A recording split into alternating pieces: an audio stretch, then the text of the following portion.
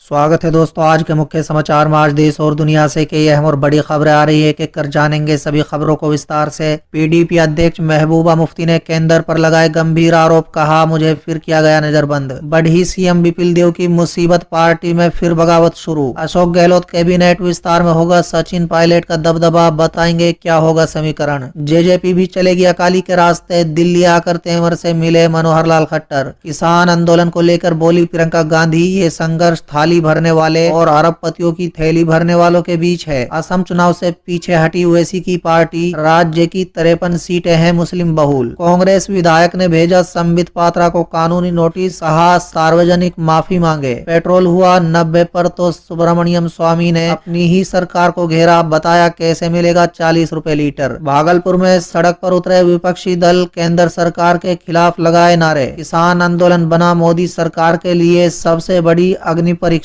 भारत बंद के दौरान जयपुर में बीजेपी कांग्रेस कार्यकर्ताओं के बीच भिड़ंत हुई, पत्थरबाजी। सीएम अरविंद केजरीवाल नजरबंद, आपने कहा दिल्ली पुलिस घर से नहीं निकलने दे रही है। किसानों का भारत बंद, पटना में कांग्रेस कार्यकर्ताओं ने बीजेपी और नीतीश का फाड़ा पोस्टर। किसानों के लिए अनशन पर बैठे अन्ना हजारे, बोले सरकार आश्वासन देती है कभी मांगे पूरी नहीं करती। भारत बंद के बीच पीएम मोदी ने प्रकाश सिंह बादल को किया फोन, जन्मदिन की दी बधाई। तो चलिए देख लेते आज की पहली बड़ी खबर। पीडीपी अध्यक्ष महबूबा मुफ्ती ने केंद्र पर लगाए गंभीर आरोप, कहा मुझे फिर किया गया नजरबंद। जी हां दोस्तों, बता दें जम्मू कश्मीर की पूर्व मुख्यमंत्री और डेमोक्रेटिक पार्टी यानी पीडीपी की अध्यक्ष महबूबा मुफ्ती ने एक बार फिर खुद को नजरबंद किए जाने का आरोप लगाया है। दोस्तों बता दें महबूबा मुफ्ती ने मंगलवार को ट्वीट कर अपने घर का वीडियो शेयर किया है और आरोप लगाया है कि उन्हें अपने घर में बाहर निकलने की अनुमति नहीं है। महबूबा मुफ्ती ने ट्वीट कर कहा है कि भारत सरकार जम्मू कश्मीर के लोगों पर बिना कोई सवाल पूछे जुल्म जारी रखना चाहती है। उन्होंने दूसरे ट्वीट में कहा है कि किसी भी प्रकार के विरोध पर रोक लगाने के लिए गैर कानूनी हिरासत भारत सरकार का पसंदीदा तरीका बन गया है। मुझे एक बार फिर से हिरासत में लिया गया है। चलिए अगली खबर। बढ़ी सीएम विपिन देव की मुसीबत, पार्टी में फिर बगावत शुरू। जी हाँ दोस्तों, बता दें एक बैठक के दौरान बीजेपी कार्यकर्ताओं ने अगरतला में पार्टी के शीर्ष नेताओं के सामने विपिन हटाओ बीजेपी बचाओ जैसे नारे लगाए।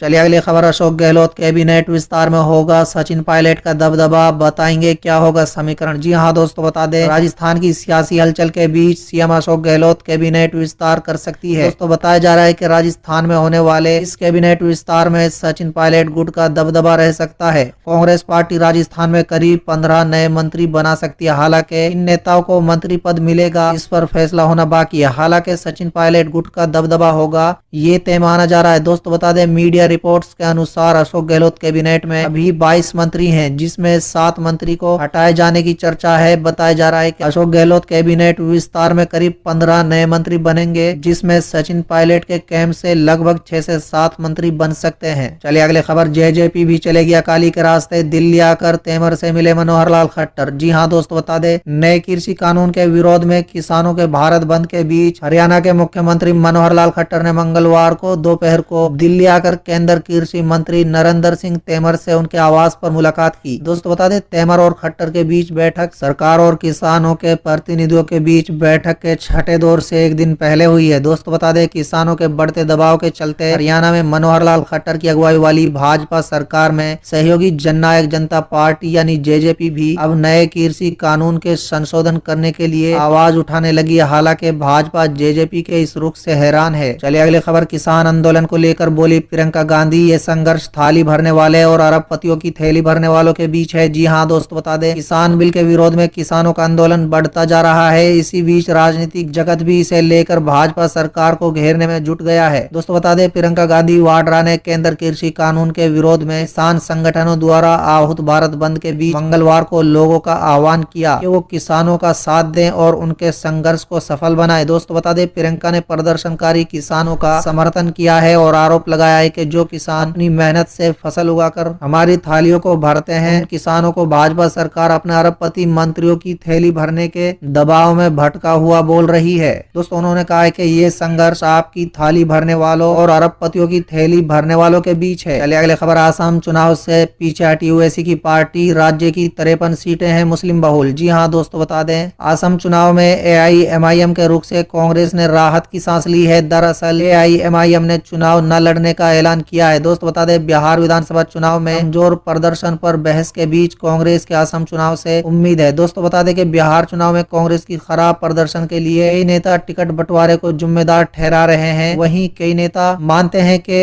AIMIM के नजरअंदाज करना कांग्रेस को भारी पड़ा है। दोस्तों दरअसल असम में मुस्लिम मतदाताओं की संख्या बिहार और पश्चिम बंगाल के मुकाबले बहुत अधिक है। बावजूद इसके AIMIM असम में चुनाव लड़ने से पीछे हट रही है। दोस्तों बता दें कि हैदराबाद निगम चुनाव में जीत के बाद AIMIM अध्यक्ष असदुद्दीन ओवैसी ने कहा है कि उनकी पार्टी असम और केरल में चुनाव नहीं लड़ेगी, क्योंकि असम में AIUDF और केरल में ऑल इंडिया मुस्लिम लीग विधानसभा चुनाव में उतरते हैं। चलिए अगली खबर। कांग्रेस विधायक ने भेजा संबित पात्रा को कानूनी नोटिस, कहा सार्वजनिक माफी मांगे। जी हां दोस्तों बता दें, भारतीय जनता पार्टी के राष्ट्र प्रवक्ता संबित पात्रा को उड़ीसा के कांग्रेस विधायक ने कानूनी नोटिस भेजा है। कानूनी नोटिस भेजकर कांग्रेस विधायक ने कथित तौर पर संबित पात्रा को इस बात की धमकी दी है कि अगर उन्होंने सार्वजनिक तौर पर माफी नहीं मांगी तो वो मुकदमे के लिए तैयार रहे। उड़ीसा के कांग्रेस विधायक ने संबित पात्रा के खिलाफ अपराध मानहानि का मुकदमा दर्ज करने की धमकी दी है। चलिए अगली खबर। पेट्रोल हुआ 90 पार तो सुब्रमण्यम स्वामी ने अपनी ही सरकार को घेरा। जी हाँ दोस्तों बता दें, अक्सर अपने बयानों की वजह से चर्चा में रहने वाले BJP सांसद सुब्रमण्यम स्वामी ने पेट्रोल डीजल की लगातार बढ़ती कीमतों को लेकर अपनी राय दी है। सुब्रमण्यम स्वामी ने तेल की कीमतों में लगातार बढ़ोतरी को लेकर ट्वीट किया है, जिसमें उन्होंने तेल की कीमत के गणित को समझाने की कोशिश की है और सरकार पर भी निशाना साधा है। दोस्तों बता दें, सुब्रमण्यम स्वामी ने ट्वीट में लिखा कि इस समय पेट्रोल की कीमत 90 रुपए प्रति लीटर है। पेट्रोल की एक्स रिफाइनरी कीमत 30 रुपए प्रति लीटर है,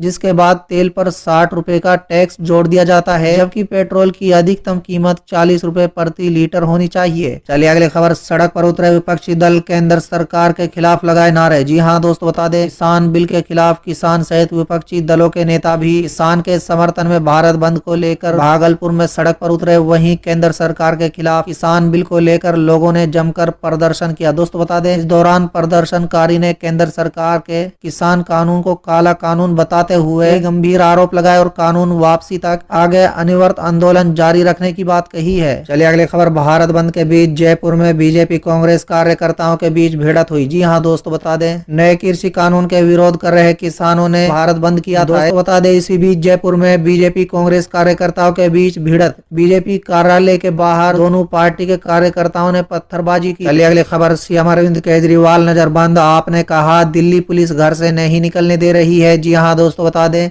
दिल्ली के मुख्यमंत्री अरविंद केजरीवाल को कल नजरबंद कर दिया गया था। दोस्तों बता दें, केजरीवाल को दिल्ली स्थित उनके आवास में ही नजरबंद किया गया था। दिल्ली पुलिस ने भारत बंद के तहत ऐसा किया, आम आदमी पार्टी ने ये जानकारी दी है। आम आदमी पार्टी के अनुसार दिल्ली पुलिस केजरीवाल को उनके घर से नहीं निकलने दे रही है, हाउस अरेस्ट कर लिया गया है। चलिए अगली खबर। किसानों के लिए अनशन पर बैठे अन्ना हजारे बोले, सरकार आश्वासन देती है, कभी मांगे पूरी नहीं करती। जी हाँ दोस्तों बता दें, केंद्र के 3 कृषि कानूनों के खिलाफ प्रदर्शन कर रहे किसानों के समर्थन में सामाजिक कार्यकर्ता अन्ना हजारे मंगलवार को एक दिन के अनशन पर बैठ गए।